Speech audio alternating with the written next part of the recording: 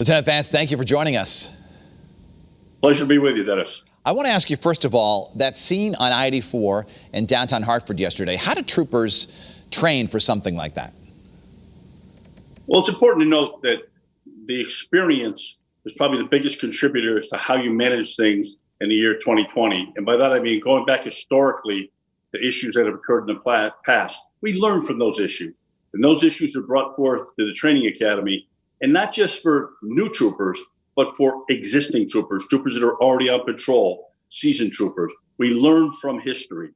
And certainly our leadership, the leadership of the agency, is also trained very meticulously to make sure you only use the amount of force that the law allows you to use, and number two, and more importantly, that is necessary.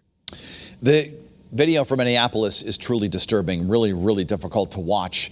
The officer kneeling on George Floyd. As you watched it, what went through your mind?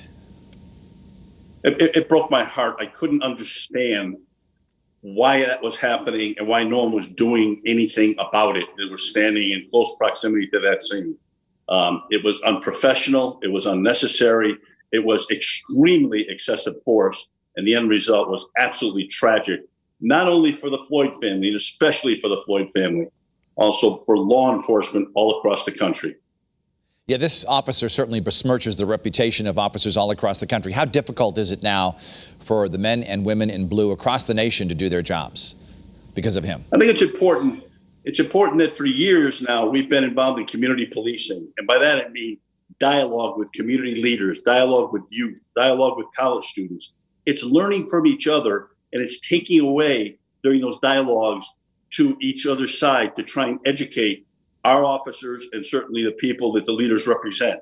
That has to continue. That has to be enhanced. It can't be something that we just sit and talk about. It has to happen, and it has to continue to happen to try and heal what's going on in our country today.